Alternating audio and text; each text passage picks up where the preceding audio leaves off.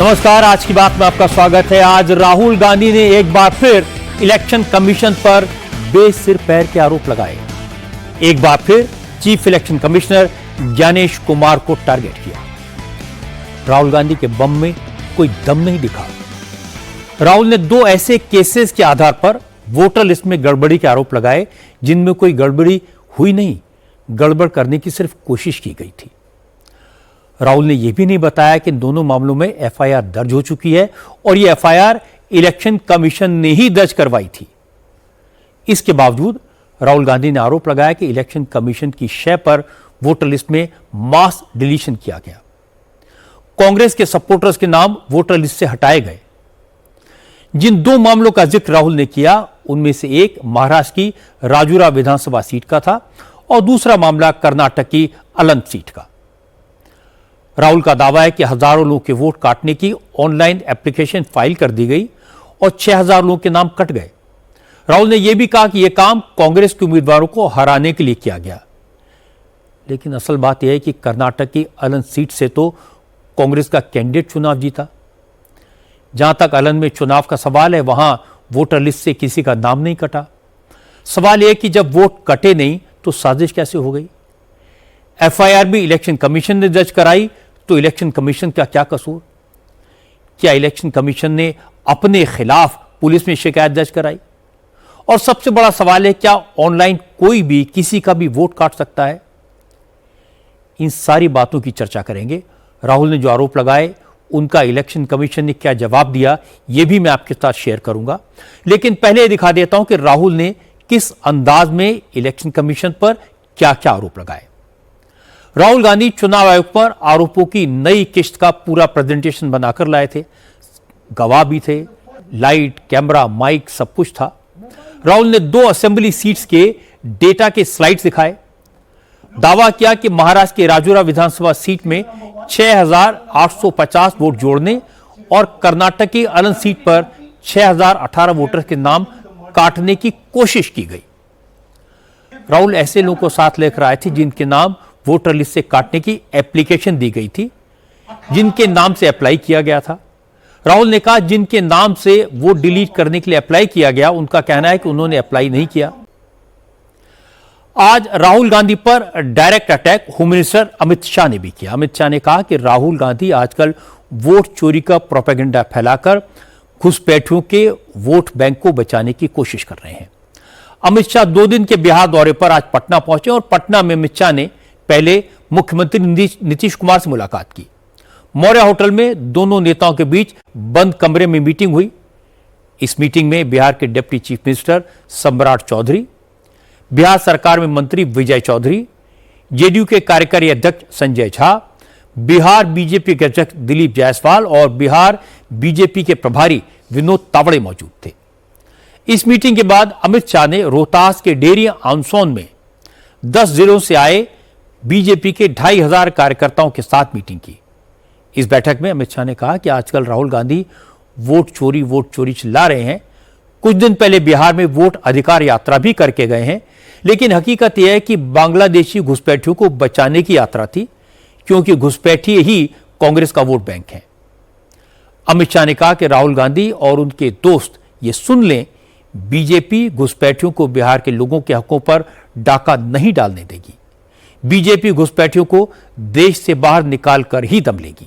आज तेजस्वी यादव भी बेगूसराय में थे। तेजस्वी आजकल बिहार अधिकार यात्रा पर निकले हैं, लेकिन इस यात्रा में तेजस्वी वोट चोरी के इशू पर बिल्कुल बात नहीं करती। आज उन्होंने छोटी छोटी 6 पब्लिक मीटिंग्स की, लेकिन इस बात पर नहीं बोले। तेजस्वी ने अमित शाह को भी जवाब नहीं दिया, घुसपैठियों की बात नहीं की। तेजस्वी का टारगेट सिर्फ मुख्यमंत्री नीतीश कुमार है। आज तेजस्वी ने कहा कि नीतीश कुमार के राज में करप्शन चरम पर है, क्राइम का रिकॉर्ड टूट रहा है, क्योंकि करप्शन और क्राइम को सरकार का प्रोटेक्शन है। इसलिए अब नीतीश कुमार की विदाई जरूरी है। इस बार बदलाव लाना है कि नहीं लाना है? आने वाले चुनाव में सरकार को बदलना है ना? आप लोग सब लोग तैयार है ना? थाना चले जाइए, ब्लॉक चले जाइए, घूसखोरी बढ़ी है कि नहीं बढ़ी? बिना कोई घूस दिए कोई काम नहीं हो रहा। इसलिए आप सब लोगों के बीच हम लोग आए हैं एक बेहतर बिहार बनाने के लिए, एक नया बिहार बनाने के लिए। ये सरकार आप देखिएगा पूरी तरीके से जो है बिहार की जनता को, बिहार के खजाने को लूटने का काम कर रही है। आजकल बिहार में कुछ इंटरेस्टिंग तस्वीरें देखने को भी मिलती हैं।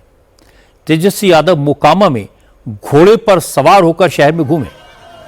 ये तस्वीरें कल की हैं। तेजस्वी यादव बिहार अधिकार यात्रा के तहत कल मोकामा पहुंचे थे।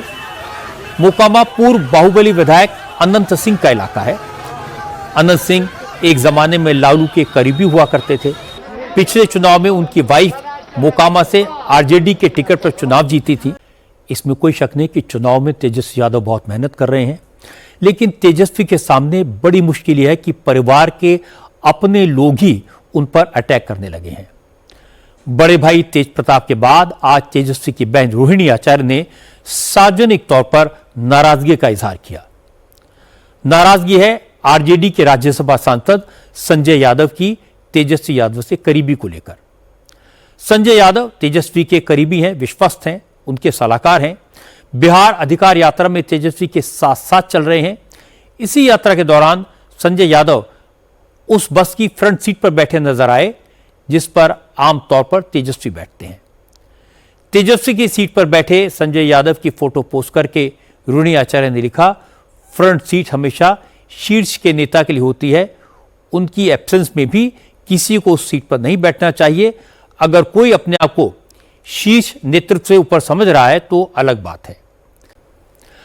आज योगी आदित्यनाथ ने प्रधानमंत्री नरेंद्र मोदी को दिवाली गिफ्ट के लिए थैंक यू कहा। योगी ने कहा कि जीएसटी रिफॉर्म देश के लोगों के लिए नरेंद्र मोदी का दिवाली गिफ्ट है। इस गिफ्ट का सबसे ज्यादा फायदा उत्तर प्रदेश को होगा क्योंकि यूपी की पॉपुलेशन सबसे ज्यादा है। योगी ने कहा कि जीएसटी से टैक्स कलेक्शन बढ़ा है, सरकारी खजाने में ज्यादा पैसा आने लगा है। इससे गरीबों के भले के लिए ज्यादा योजनाएं बनाने में मदद मिल रही है। इंफ्रास्ट्रक्चर डेवलपमेंट के लिए पैसे की अब कोई कमी नहीं है। अब प्रधानमंत्री ने जीएसटी में जो रिफॉर्म किए हैं वो क्रांतिकारी हैं क्योंकि इससे हर वर्ग को फायदा मिलेगा। गरीब के लिए रोजमर्रा की चीजें सस्ती हो जाएंगी और दिवाली पर लोग खुलकर खरीदारी कर पाएंगे। इन रिफॉर्म से देश की अर्थव्यवस्था को कम से कम 2 लाख करोड़ का फायदा मिलेगा। योगी ने कहा यह सिर्फ एक टैक्स रिफॉर्म नहीं है बल्कि देश की इकोनॉमी को नई ऊंचाई देने वाला अभियान है। आज की एक और बड़ी खबर है कि देश के बड़े इंडस्ट्रियल ग्रुप अडानी समूह को बड़ी राहत मिली। गौतम अडानी को सिक्योरिटी एंड एक्सचेंज बोर्ड ने क्लीन चिट दे दी। सेबी ने शेयर्स में हेराफेरी करने और इनसाइडर ट्रेडिंग करने के आरोपों से अडानी ग्रुप को क्लीन चिट दे दी। अमेरिका की short seller company Hindenburg research ने गौतम अडानी और उनके ग्रुप की कंपनियों अडानी पोर्ट्स और अडानी पावर पर ऑफशोर फंडिंग के जरिए अपने ग्रुप में पैसे लगवाने और इनसाइडर ट्रेडिंग करने के आरोप लगाए थे। सेबी की जांच में ये सारे आरोप बेबुनियाद और झूठे साबित हुए। आज अमेरिका के साथ ट्रेड डील को लेकर भी अच्छी खबर आई। इस बात के संकेत मिले कि अमेरिका अगले 2 महीने में भारत पर लगा एडिशनल टैरिफ हटा सकता है और दोनों देशों की ट्रेड डील की बात भी नवंबर तक पूरी हो सकती है। भारत के चीफ इकोनॉमिक एडवाइजर वी अनंत नागेश्वरन ने कहा उन्हें उम्मीद है कि नवंबर तक सब फाइनल हो जाएगा। नागेश्वरन ने कहा कि पिछले कुछ हफ्तों के दौरान भारत और अमेरिका ने रिश्तों में आई खटास को दूर करने की कोशिश की है। दोनों देशों के बीच बातचीत शुरू हो गई है, इसलिए उम्मीद तो है कि नतीजा भी अच्छा होगा। नागेश्वरन ने कहा उन्हें लगता है कि 30 नवंबर तक अमेरिका भारत पर रूस से तेल खरीदने की वजह से लगाया गया 25% एडिशनल टैरिफ हटा लेगा। इसी हफ्ते भारत से ट्रेड डील पर बात कर रहे chief negotiator Brendan Lynch Delhi आए थे। उन्होंने भारत के चीफ नेगोशिएटर राजेश अग्रवाल से करीब 7 घंटे तक बात की थी। ट्रेड डील पर बातचीत का अगला दौर जल्दी शुरू होने की उम्मीद है। गौर करने वाली बात यह भी कि भारत पर लगे टैरिफ का नेगेटिव इंपैक्ट अमेरिका की इकोनॉमी पर भी पड़ रहा है। आज की एक और बड़ी खबर यह है कि पाकिस्तान और सऊदी अरब के बीच एक डिफेंस एग्रीमेंट हुआ है। पाकिस्तान और सऊदी अरब ने स्ट्रेटेजिक म्यूचुअल डिफेंस एग्रीमेंट किया है। इस समझौते में कहा गया कि अगर पाकिस्तान और सऊदी अरब में से किसी पर भी हमला होता है तो उसे दूसरे देश पर भी हमला माना जाएगा और दोनों देश मिलकर उस हमले का जवाब देंगे। रियाद में सऊदी अरब के क्राउन प्रिंस और प्राइम मिनिस्टर मोहम्मद बिन सलमान और पाकिस्तान के वजीर आजम शहबाज शरीफ ने इस समझौते पर साइन किए। इस एग्रीमेंट की साइनिंग सेरेमनी के वक्त पाकिस्तान के आर्मी चीफ आसिम मुनीर भी मौजूद थे। सऊदी अरब ने कहा यह समझौता किसी देश के खिलाफ नहीं है। दोनों देशों के बीच लंबे वक्त से इस समझौते की बात चल रही थी, लेकिन जियोपॉलिटिक्स एक्सपर्ट का कहना है कि जिस तरह इजराइल ने कतर पर अटैक किया उसके बाद मिडिल ईस्ट के देशों को अपनी सुरक्षा की फिक्र सताने लगी है, इसीलिए सऊदी ने पाकिस्तान के साथ एग्रीमेंट किया। हालांकि पाकिस्तान आज से नहीं, पिछले 65 साल से सऊदी अरब को फौजी मदद देता रहा है। उत्तराखंड में इस बार कुदरत ने जबरदस्त कहर बरपाया है। आज चमोली में बादल फटा, लैंडस्लाइड हुआ, इसमें एक शख्स की मौत हो गई और 11 लोग लापता हैं। बादल फटने के बाद जो सैलाब आया उसकी चपेट में 4 गांव आए, 33 मकान बह गए। चूंकि हादसा कल देर रात हुआ, जिन गांवों में बाढ़ आई वो जिला मुख्यालय से काफी दूर हैं, इसलिए रिलीफ एंड रेस्क्यू टीम को इन गांवों तक पहुंचने में काफी टाइम लग गया। फिलहाल एनडीआरएफ, एसडीआरएफ, आईटीबीपी, पुलिस और फायर ब्रिगेड की टीमें रात के काम में जुटी हैं। गंभीर रूप से घायल लोगों को एयरलिफ्ट करके एम्स ऋषिकेश लाया गया। मुख्यमंत्री पुष्कर सिंह धामी ने अफसरों को लापता लोगों की तलाश करने और पावर सप्लाई जल्दी से बहाल करने के निर्देश दिए हैं। 2 दिन पहले ही देहरादून में बादल फटने से 21 लोगों की मौत हो गई थी, 17 लोग लापता हो गए थे।